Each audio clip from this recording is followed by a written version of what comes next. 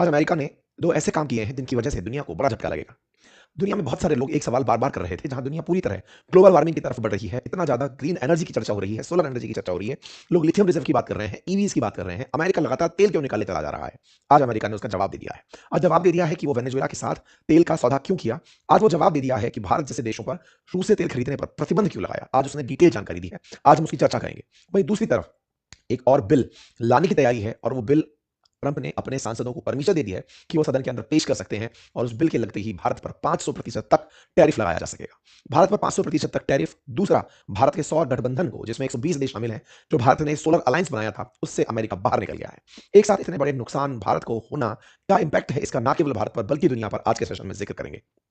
आप सभी जानते हैं कि जब से वेनेजुएला से मादुरो को उठाया गया है, तब से इनके हौसले बुलंद हैं और इनके हौसलों की बुलंदी अब दुनिया के देशों पर सीधे-सीधे थ्रेट के रूप में देखने को मिल रही है। कुछ दिनों पहले इन्होंने ग्रीनलैंड को थ्रेट किया, मेक्सिको को थ्रेट किया, कोलंबिया को थ्रेट किया, क्यूबा को थ्रेट किया, ईरान को थ्रेट किया। इन सब के साथ ये थ्रेट खेल रहे हैं। अमेरिका के द्वारा जितनी भी थ्रेट्स हैं, उन पर हमने ऑलरेडी सेशंस किए हैं। हमने आपको सेशंस में जानकारी दी है कि ईरान को क्या बोला, ग्रीनलैंड को क्या बोला। ऐसे में ये थ्रेट बढ़ते-बढ़ते अब भारत तक आ पहुंची है। भारत तक जो थ्रेट पहुंची है, उसमें 500% टैरिफ की बात की थी, जो बहुत पहले की गई थी, उसके लिए अब बिल लाने की मंजूरी दे दी गई है। इसका मतलब ये हुआ कि अगर भारत रूस से तेल खरीदता रहा, तो 500% टैरिफ इन्हें देना पड़ेगा।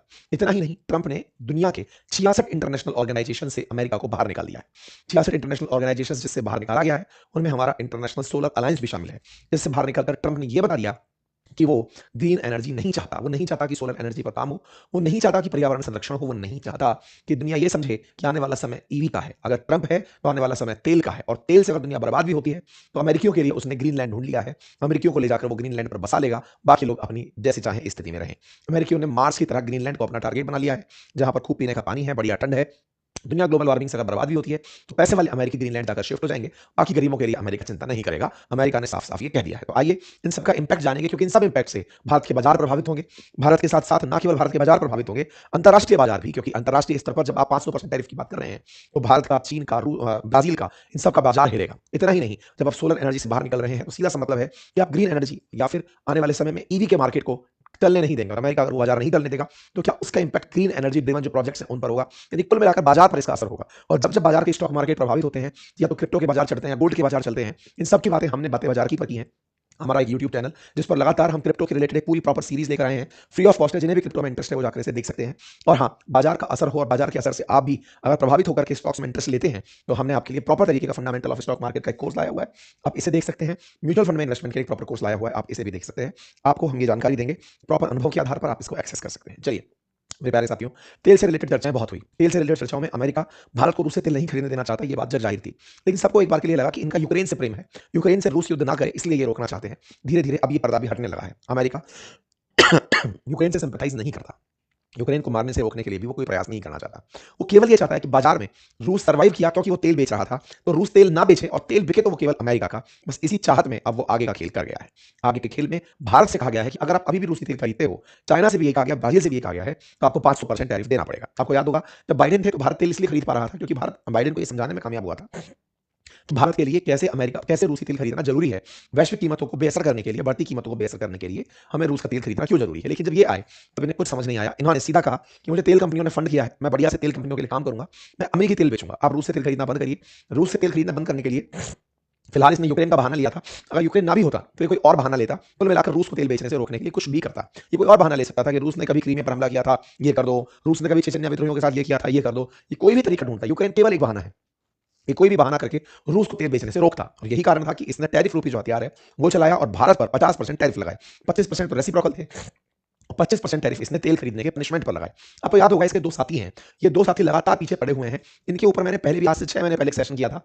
इन्हीं लोगों ने इसको तब भी सलाह दी थी कि सर, अगर युद्ध रुकवाना चाहते हो तो एक काम करो, 500% टैरिफ लगा दो। इस व्यक्ति को आप देख सकते हैं ट्रंप के साथ कई रैलियों में। ये व्यक्ति फिर से ट्रंप के साथ नजर आया वेनेजुएला के बाद। ये अमेरिका का एक सीनेटर है।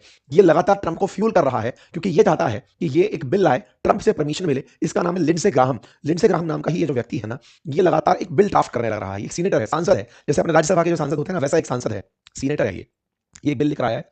इस बिल को राष्ट्रपति की परमिशन इसने दिलवा ली है। और उस परमिशन में ये कहलवा लिया है कि सर, मैं चाहता हूं कि आप 500% टैरिफ की परमिशन दें, ताकि रूस, चीन और ब्राजील अगर रूस से तेल खरीदना चाहते हो, बार बार बोल रहा हूं, भारत, चीन और ब्राजील अगर रूस से तेल खरीदना चाहते हो, तो उन्हें 500% टैरिफ देना पड़े। लिंडसे ग्राहम को यह परमिशन कल ट्रंप ने दे दी कि तुम इतना मेरी वाहवाही कर रहे हो, वेलकम मूवी के अंदर वो बिल्लू की तरह से हो कि बता बिल्लू, तो ये बिल्कुल इंस्टाग्राम बता बिल्लू हो रखा है कि बता बिल्लू। तो वो बोलता है मेरी एक टांग निकली है, तो ये बोलता है कि ट्रंप ने दुनिया को देखो कैसे सारे युद्धों से बचाया, अगर टैरिफ ना लगाया होता तो इंडिया तेल खरीदना कम नहीं करता, इंडिया को तेल खरीदने से रोकना है तो टैरिफ बढ़ाना होगा। तो बस लिंडसे ग्राहम ने जो ट्रंप को इतने दिन से फ्यूल कर रहा था वो करवाने में कामयाबी हासिल कर ली है।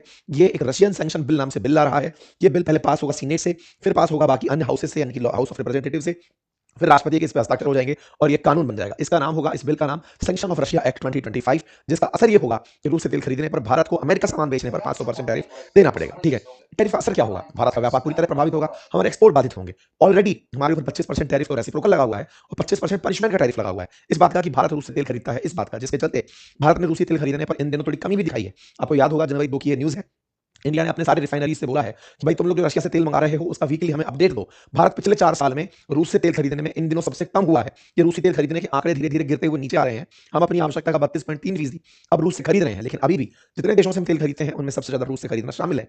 ऐसे में रिलायंस इंडस्ट्रीज निकल कर आती है और वो कहती है कि इस महीने यानी जनवरी में हम रूस से कोई तेल नहीं खरीदेंगे। रिलायंस का तेल ना खरीदना जैसे ही अनाउंस होता है तो इंडिया का जो तेल परचेज है वो ऑटोमेटिक कम हो जाएगा। ये बड़ी सुर्खी बन जाता है। तो कुल मिलाकर अमेरिका की धमकियों का असर भारत पर होना शुरू हुआ। भारत ने रूसी तेल खरीदना कम किया और तो और हम धीरे धीरे इसका अमित समय ना लगा जाए इसलिए हमें और धमकाया गया 500% का टैरिफ देते हुए। इस बात का ट्रंप ने मजाक भी बनाया और कहा कि मोदी मुझे खुश करने का प्रयास कर रहे हैं, वो इस तरह से टैरिफ लगा करके, इस तरह से इंपोर्ट कम करके मुझे हैप्पी करने का प्रयास कर रहे हैं। खैर, इनकी जो भी बातें हैं, इन सबसे एक चीज तो तय है कि भारत टैरिफ के चलते एक्सपोर्ट को बाधित होता हुआ देख रहा है।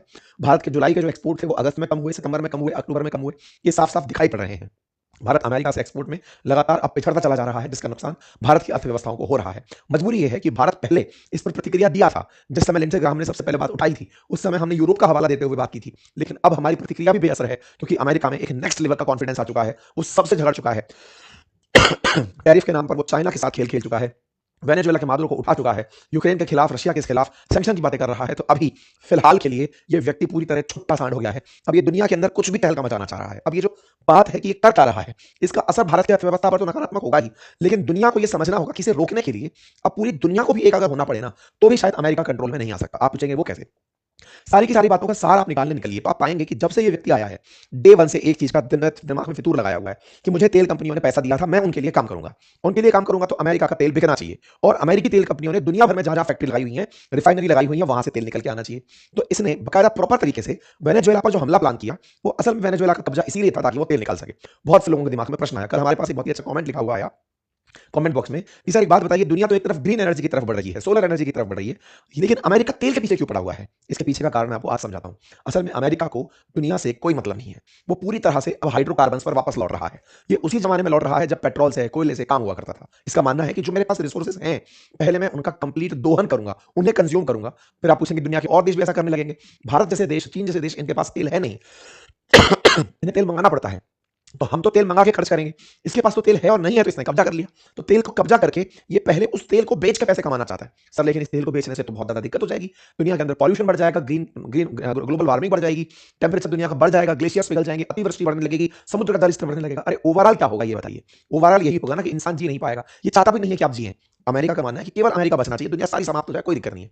इसी की प्लानिंग में ये लोग ग्रीनलैंड की तैयारी कर रहे हैं। इनका मानना है एक दिन समुद्र स्तर बढ़ेगा, ग्लेशियर्स पिघलेंगे, तापमान बढ़ेगा, सब कुछ होगा, कोई बात नहीं, तो रहने लायक ग्रीनलैंड बचेगा, वहां जाकर रह लेंगे। थोड़े दिनों बाद ग्रीनलैंड के बाद अंटार्कटिका की बात करेंगे कि अंटार्कटिका जाकर ले लेंगे, वहां पर रह लेंगे। दुनिया में सब चीजें हमेशा के लिए थोड़ी होती हैं और हर व्यक्ति हमेशा के लिए नहीं है। तो ट्रंप उस मानसिकता के साथ अभी फ्यूल को, पेट्रोलियम फ्यूल्स को बर्न करने में लगे हुए हैं और बर्न करने में इसमें जो पागलपन दिखाया है, पूरी दुनिया जिस भी तरह से बर्बाद हो, ना जाने कितने देश इनके इस पागलपन के चलते डूब जाएंगे, बर्बाद हो जाएंगे, ना जाने कितने देश समुद्र में समा जाएंगे, ना जाने कितनी नदियों में बाढ़ आएगी, ना जाने कितने लोग प्यास से मरेंगे, ना जाने कितने जंगलों में आग लग जाएगी, लेकिन इस व्यक्ति को कोई फर्क नहीं पड़ता। इसका इसने एक प्रमाण दिया, प्रमाण ये 66 इंटरनेशनल ऑर्गेनाइजेशन से कल रात बाहर निकल गया। ये 66 इंटरनेशनल जो ऑर्गेनाइजेशन थी उनमें से एक इंटरनेशनल सोलर अलायंस भी था जो भारत ने बनाया था, जो दुनिया के अंदर सोलर एनर्जी की अलग जगह रहा था कि दुनिया सोलर एनर्जी, रिन्यूएबल एनर्जी में आगे बढ़े, ईवीज में आगे बढ़े, दुनिया किस तरह से इलेक्ट्रिक व्हीकल्स को, इसने 66 ग्रुपों से बाहर निकाल दिया। उसमें से 35 तो नॉन यूएन ऑर्गेनाइजेशन थे, लेकिन 31 यूएन के ऑर्गेनाइजेशन थे। अभी कल परसों हमारा यूएन को लेकर के इसको क्रिटिसाइज कर रहे थे कि यूएन क्या करेगा, ये यूएन के 31 गठबंधनों से खुद ही बाहर निकल गया। बोलता है कि सोनिया बात ऐसी है, यूएन की कोई प्रासंगिकता नहीं, कौन है यूएन, क्या ही जरूरत है उस यूएन की? क्योंकि आप वेनेजुएला के केस में कह रहे थे ना कि यूएन के अंदर बैठक बुलाई गई है, अमेरिका के खिलाफ बातें हो रही हैं, अमेरिका पर एक्शन लेने के लिए दबाव बढ़ाया जा रहा है। इसने कहा मैं हुई नहीं तुम्हारा सदस्य, क्या बिगाड़ लोगे मेरा? अमेरिका अब ऊपर चला गया है, इतना ऊपर कि अभी लिखते ही अमेरिका फर्स्ट है और अमेरिका ही सर्वे सर्वा है। इन्होंने बकायदा लिख दिया कि हम अमेरिका फर्स्ट की नीति अपनाते हुए इन फालतू की चीजों से, जो वेस्टफुल इंटरनेशनल ऑर्गेनाइजेशन हैं, हम इसमें से निकल रहे हैं, ये यूजलेस हैं, ये एंटी अमेरिकन हैं, इन्हें हमें रखने की जरूरत नहीं है। इस तरह से अमेरिका ने खुद को यहां से बाहर निकाल दिया। विड्रॉल ऑफ वेस्टफुल, इनइफेक्टिव और हार्मफुल इंटरनेशनल ऑर्गेनाइजेशन। सोचिए अमेरिका के हित में नहीं है तो हार्मफुल है। ये वही अमेरिका है जो कभी लोकतंत्र की बातें किया करता था, ये वही अमेरिका है जो पर्यावरण की बातें करता था, मानवाधिकार की बातें करता था। अमेरिका ने ट्रंप के नेतृत्व में खुद को वहां से पूरी तरह बाहर निकाल लिया है। इन 66 ऑर्गेनाइजेशन में 17 केवल क्लाइमेट, एनवायरमेंट और एनर्जी से जुड़े हैं। ये जवाब है उस प्रश्न का जो अक्सर आप पूछा करते हैं कि ये तेल के पीछे क्यों पड़ा है, क्योंकि इसको पर्यावरण की कुछ नहीं पड़ी है। उसके बाद 12 है इकोनॉमिक डेवलपमेंट से रिलेटेड एग्रीमेंट्स, उनसे बाहर निकला है। इसका सिंपल सा मतलब है कि जब मैं टैरिफ टैरिफ खेल ही रहा हूं तो अंतरराष्ट्रीय ऑर्गेनाइजेशन होने ही क्यों चाहिए, मतलब ही नहीं है। साइंस कल्चर का कोई मतलब नहीं है, एजुकेशन का कोई मतलब नहीं है, इन तमाम ऑर्गेनाइजेशन से ये बाहर निकल कर आ गया। इकोनॉमिक एंगेजमेंट को ध्यान में रखते हुए इतने सारे प्लान थे जिसमें कि केवल अमेरिका का पैसा खर्च होता था, बाहर निकल गया। इंटरनेशनल लॉ गवर्नमेंट के तमाम ग्रुप्स से ये बाहर निकल गया। लिस्ट है, एक लंबी फहरिस्त है। आप इसे हमारी वेबसाइट अंकितइंस्पायरइंडिया.com या अपनी पाठशाला.com पर भी देख सकते हैं। हमने एक कंप्लीट कंटेंट वहां डाला है कि किस किस से बाहर निकला। हमारा मतलब इंटरनेशनल सोलर अलायंस से है, क्योंकि भारत तो इस संगठन को खुद बनाया था। गुड़गांव में इसका हेडक्वार्टर है। इसके अंदर दुनिया के 120 देश शामिल हैं। हम चाहते हैं कि वर्ल्ड के लोग इंटरनेशनल सोलर के लिए काम करें। हम चाहते हैं कि रिन्यूएबल एनर्जी के लिए काम करें, नेट एमिशन जीरो के लिए काम करें, ग्रीन उत्सर्जन को रोकें, मतलब कार्बन उत्सर्जन को रोकें, क्लीन एनर्जी पर काम करें। उद्देश्य से भारत ने आईए से बनाया था। लेकिन अमेरिका इससे बाहर निकलता है और अमेरिकी लोग पागल हो जाते हैं, खुश हो जाते हैं कि वाह अमेरिका फर्स्ट हो गया है। इन्होंने कहा है कि मार्को रूबियो एक फैंटास्टिक काम कर रहे हैं, पूरे यूएन को बर्बाद करके अमेरिका बहुत खुश हो रहा है। और एक ही बात कह रहा है कि हम तो पहले से ही कहते आ रहे थे कि ये ऑर्गेनाइजेशन का कोई मतलब नहीं है, अमेरिका जबरदस्ती इनमें क्यों खप रहा है। आपको याद होगा ट्रंप ने आते ही सबसे पहले अपने आप को डब्ल्यूएचओ से बाहर निकाला था, बोले कोई मतलब नहीं है इसका। इसी प्रकार से पेरिस क्लाइमेट डील से खुद को बाहर निकाल लिया था। ये वही ट्रंप है जो 2020 में भी खुद को पेरिस क्लाइमेट डील से बाहर निकाल लिए थे, जिसके अंतर्गत ये टारगेट रखा गया था कि कार्बन उत्सर्जन कम करना है। बोले करना ही नहीं है, हम खूब करेंगे यूनाइटेड स्टेट ऑफिशियली। लेकिन जब बाइडेन आए तो बाइडेन ने आकर के फिर से पेरिस क्लाइमेट डील ज्वाइन की थी। ट्रंप फिर से आए, खुद को फिर से पेरिस क्लाइमेट डील से बाहर निकाल दिया कि नहीं, मुझको पर्यावरण परिवर्तन से कोई मतलब नहीं है। पेरिस क्लाइमेट डील जो कि दुनिया के तापमान को जो कि 2 डिग्री सेंटीग्रेड बढ़ जाएगा उससे रोकने का प्रयास कर रही है, जो चाहती है कि टेम्परेचर मात्र 1.5 डिग्री सेंटीग्रेड ही बढ़े। ये कहता है कि पर्यावरण की चिंता मुझे करने की जरूरत नहीं है, वो लोग करें जो गरीब है, जो डेवलपिंग है। अमेरिका को जरूरत नहीं है, अमेरिका बढ़िया सक्सेसफुल देश है, अमेरिका बढ़िया से आगे चल रहा है। हम तेल निकालेंगे, तेल निकाल करके दुनिया में प्रदूषण फैलाएंगे, प्रदूषण फैला के अगर खुद पर भी मुसीबत आएगी तो हम जाकर क्या तो चांद पर बस जाएंगे, या मार्स पर बस जाएंगे, या ग्रीनलैंड पर बस जाएंगे, या आर्कटिक में बस जाएंगे। हम अपने आप को बचा ले जाएंगे। दुनिया वालों तुम तुम्हारी देखो। अमेरिका ने कुल मिलाकर के दुनिया को यह संदेश दे दिया है। बार बार ट्रंप ने अपने उद्देश्य में यही बताया कि ड्रिल भी ड्रिल, हम तो ज्यादा से ज्यादा तेल निकालेंगे, और तेल निकालने के पक्ष में मात्र 44% अमेरिकी हैं, फिर भी हम तेल निकालेंगे। क्यों? क्योंकि ट्रंप को फाइनेंस करने वाले लोग, अमेरिकी जितने भी लोग फाइनेंसर्स हैं, वो बड़ी तेल की कंपनियां हैं। और ऐसे में क्रॉनिक कैपिटलिज्म की क्या हाइट हो सकती है वो दुनिया ने देख लिया। बड़ा सवाल बनता है कि सर एक बात बताइए, क्या आपको कुछ कर सकता है इसका मतलब कि क्या इंडिया रोक देगा अपना तेल खरीदना वहां से? क्या ये दुनिया वाले लोग अमेरिका पर आधारित हो जाएंगे? देखिए, अमेरिका को लोगों ने पनपने दिया है। 200 साल से अमेरिका चल रहा है। सेकंड वर्ल्ड वॉर के बाद से लेकर अब तक लगभग 80 साल से अमेरिका ने अपना सिक्का जमाया है। अभी इसकी अति होना बाकी है। ये अपनी जिस अति पर चलते हुए फिलहाल वेनेजुएला पर कब्जा कर गया है, दुनिया भर के ऐसे देशों पर ये बहुत से एक्शन अभी लेगा जो कि आप कल्पना नहीं कर सकते। ऐसे में क्या भारत के लिए नुकसानदायक है? जैसा मैंने आपसे कहा कि भारत को अब इसकी बात मानते हुए रूस से तेल लेना रोकना ही पड़ेगा, और कोई अल्टरनेटिव नहीं है। क्योंकि अभी जिस मूड में ये है, इसका डर खत्म हो गया है। साथियों, अक्सर ये कहा जाता है कि जिसका एक बार शर्म खत्म हो जाए, जिसकी हया खत्म हो जाए, जिसके अंदर डर खत्म हो जाए, वो सबसे विध्वंसकारी बन जाता है। इलाज उसका समय करता है, उसकी सृष्टि उसका इलाज करती है, प्रकृति उसका इलाज करती है। लेकिन ट्रंप जिस मूड में अभी चल रहा है, अभी उसका इलाज शायद कोई भी करने का इंतजार भी नहीं कर रहा है। फिलहाल के लिए ट्रंप ने जिस तरह से वेनेजुएला के ऊपर कब्जा किया, सबसे पहले सोचकर देखिए, कहा गया है कि इनसे 30 से लेकर 50 बिलियन मिलियन बैरल तेल तो अमेरिका पहले खुद निकालेगा, फिर अमेरिकन का खर्चा पानी सेट करेगा, तब जाकर हम बेचेंगे। कुल मिलाकर के एक ही बात है कि अमेरिका को पर्यावरण की कोई दिक्कत नहीं है। बाकी आप लोग मस्त रहिए, अपना अपना जीवन बचाइए। अमेरिका के साथ भारत को ट्रेड डील अगर करनी है तो भाई साहब करिए, क्योंकि ये वो आदमी है जो टेस्ला को इसलिए हड़का दिया था। मस्क से लड़ने का कोई और कारण नहीं था। एलॉन मस्क से लड़ने का एकमात्र कारण था, Elon Musk electric vehicle Tesla चला रहा है। ज्यादा पैसा दे दिए तेल कंपनी वाले, इसने भी पैसा दिया था चुनाव लड़ने के लिए। अगर इसका पैसा काम कर गया होता तो ये तेल कंपनियों पर काम नहीं करता, वेनेजुएला की जान बच गई होती। लेकिन तेल कंपनियों ने ज्यादा पैसा दे दिया, बेचारा इसका पैसा कम पड़ गया, इसका धंधा पिटवा दिया वो। क्योंकि टेस्ला कैसे बिकेगी? टेस्ला तो ईवी है, तो इससे कोई दिक्कत नहीं। इसको समझाया गया, इन दिनों ये वापस से दिखा है, इसको दिखाया गया कि तू चिंता क्यों कर रहा है, तेरे को और धंधा दिलवा देंगे यार, क्या लोड ले रहा है तू? स्टारलिंक बेच, तेरा आराम से स्पेस एक्स चला, तू दुनिया के अंदर डेटा सेंटर खोल, कुछ और बढ़िया कर, ट्विटर से पैसे कमा। तो क्यों इसके पीछे पड़ रहा है कि तुझे मतलब तेल वो ईवी बेचनी है? तो एलॉन मस्क इसको बाहर किया गया था, उसके पीछे का उद्देश्य भी अब क्लियर हो चुका है। अब धीरे धीरे अमेरिका अपनी पुरानी नीतियों पर लौट रहा है। ऑयल के प्रति अमेरिकी प्यार अब दिखने लगा है। भारत को आवश्यकता है कि इसको जल्दी से समेट लिया जाए, अदरवाइज ये भारत को बहुत नुकसान पहुंचाएगा। पर्यावरण के लिए पूरी दुनिया के देश फिर एकजुट हों, समझें कि पर्यावरण किसी एक की नहीं, दुनिया की साझा विरासत है। अमेरिकियों को सद्बुद्धि एक दिन जरूर आएगी, अन्यथा अमेरिका के साथ दुनिया के देशों को कोई ना कोई एक्शन लेना पड़ेगा। बयानबाजी से कुछ नहीं होगा। मैं बोल दूं कि अमेरिका के खिलाफ कुछ करो, कुछ नहीं होगा भाई साहब। अमेरिका का ही प्लेटफॉर्म है जिस पर आप मुझे सुन रहे हैं।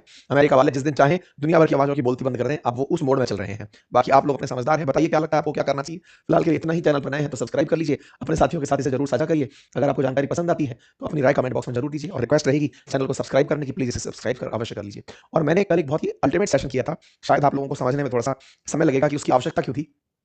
अमेरिका के इस सोच के पीछे की क्या सोच है, यानी कि what is the thought behind America, America महाशक्ति कैसे बना, उसका एक वीडियो हमने इसी चैनल पर किया हुआ है, उसे जरूर देखिएगा। Thank you so much.